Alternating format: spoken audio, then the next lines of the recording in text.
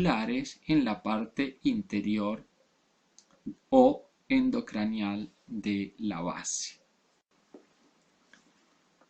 La base del cráneo presenta una base interna, endocráneo, relacionada con el encéfalo, y una base externa, exocráneo, que ustedes ven en la izquierda de la proyección, mientras que la cara o vista endocranial de la base ustedes la ven sobre la porción derecha de la proyección. La cara o vista exocranial de la base ustedes ven que podemos dividirla a la visión externa por dos líneas transversales visigomáticas entre ambos tubérculos articulares que ustedes ven en amarillo, y bimastoidea entre ambas apófisis mastoides que ustedes ven en rojo, en tres zonas: una zona anterior o facial, una media o yugular y una posterior u occipital. La zona anterior está formada por los huesos frontales, esfenoides y etmoides, que ustedes no pueden observar debido a que sobre el tercio anterior de la cara exocranial de la base se articula el macizo facial. En la zona media o yugular encontramos en la línea mediana la porción basilar del occipital, que ustedes observan con el tubérculo faríngeo, e inmediatamente por detrás de esa porción cuadrilátera observan un enorme foramen que se denomina foramen magnum. Ese foramen magnum da salida a la porción del sistema nervioso que es exocranial, que es precisamente a partir de ese foramen hacia abajo que se transforma en médula espinal. A ambos lados de la línea media encontramos diferentes accidentes óseos a nivel de la porción escamosa del temporal, el ala mayor del efenoides y la porción anterior del hueso occipital y la cara inferior de la porción petrosa del temporal. La zona posterior, en ella encontramos, fíjense, la parte más posterior del foramen magnum en la línea media, y a ambos lados están los cóndilos occipitales, que son esas estructuras que ustedes ven en forma de planta de zapato, la fosa y el conducto condilio, y finalmente otros diferentes eminencias y protuberancias óseas que forman distintos elementos a considerar en la cara exocranial de la base. Pasamos ahora a ver la cara interna o endocranial del cráneo.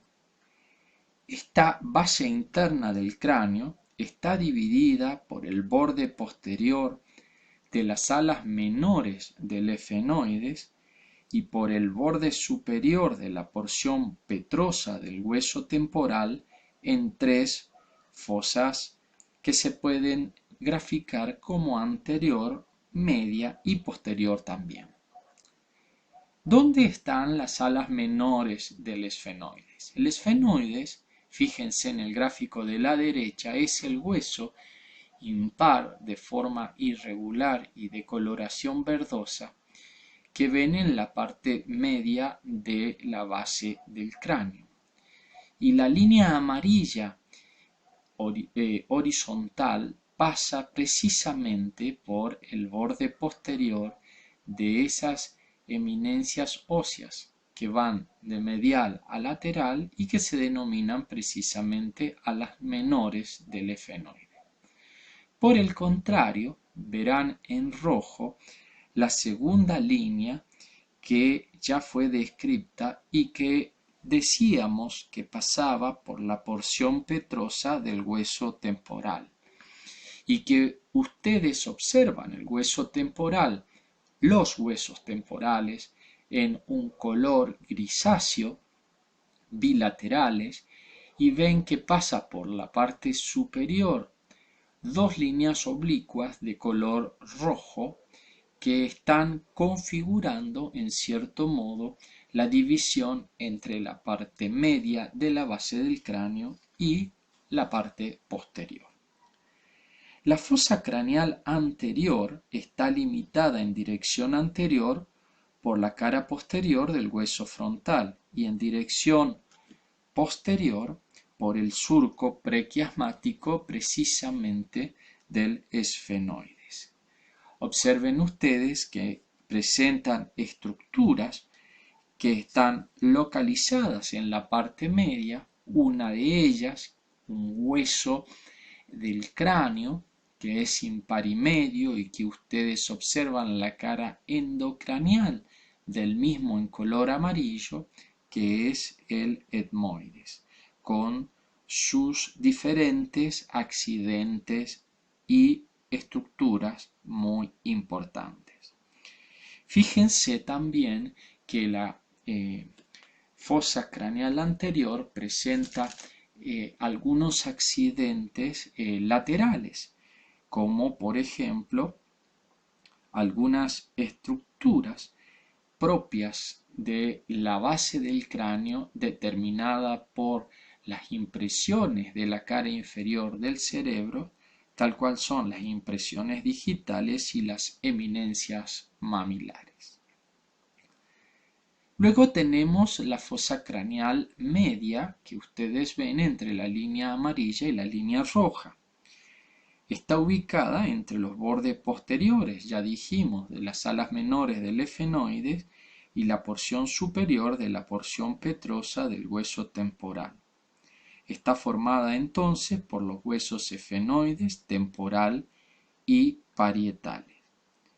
Los accidentes óseos que encontramos a nivel de la parte media, el más importante o más significativo en cuanto al recuerdo por parte de los estudiantes es el que si ustedes observan en la parte media del hueso, del cuerpo del esfenoides, y que es la silla turca, en donde se aloja la glándula hipófisis.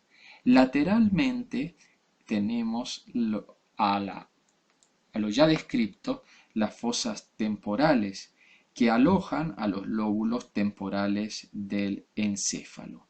Allí observan también claramente numerosos orificios o forámenes que dan paso a diferentes elementos nerviosos y vasculares.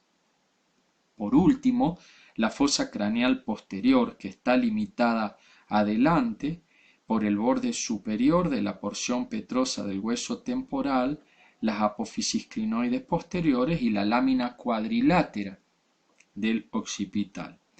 En la parte media anterior de la fosa encontramos el foramen magnum, que ya hubiéramos descrito anteriormente por la vista exocraneal de la base.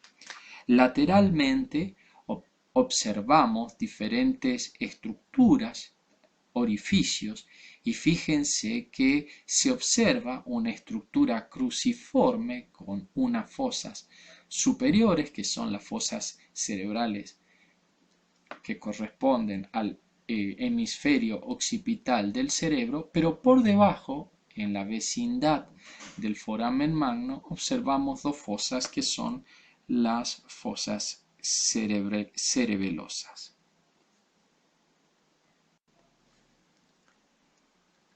En el cráneo del recién nacido observamos que el desarrollo óseo no ha sido completo y aparecen las estructuras denominadas fontanelas. El esqueleto de un embrión está constituido por cartílago o tejido mesenquimatosos dispuestos en láminas que parecen membranas con la forma de hueso. La osificación va ocurriendo entre ellos de forma gradual. El hueso reemplaza la mayoría del cartílago y el mesénquima progresivamente. En el momento del nacimiento existen espacios aún formados por tejido mesenquimatoso denominadas fontanela entre los huesos del cráneo. Las fontanelas son áreas precisamente de mesénquima no osificado.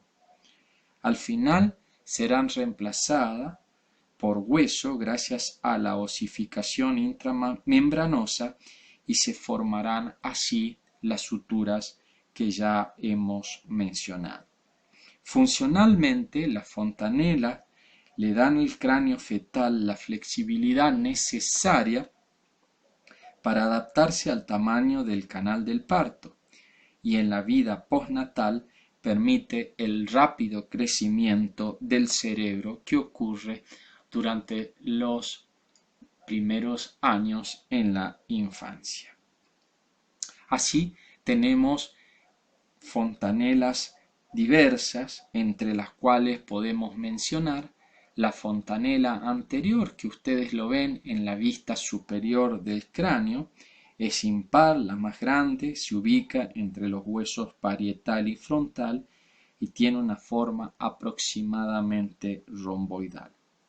En la misma vista superior y también en la vista posterior van a encontrar la fontanela posterior, que está ubicada en la línea media entre ambos huesos parietales y occipital. Generalmente se cierra a los 2 meses, a diferencia de la fontanela anterior, que se cierra entre los 18 y 24 meses de vida.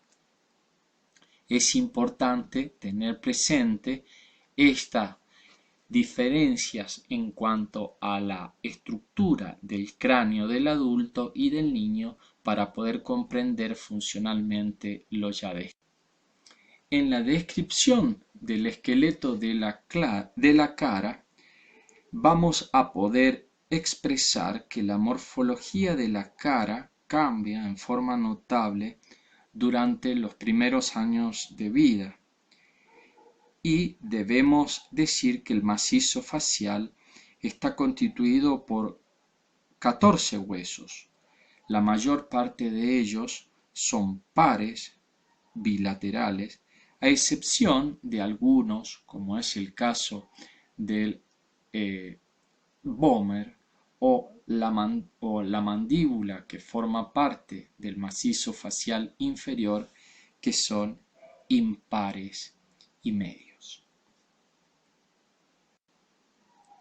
En cuanto a una descripción general de los huesos de la cara, podemos decir que los huesos nasales, que ustedes ven claramente, se unen en la línea media y forman parte del puente de la nariz.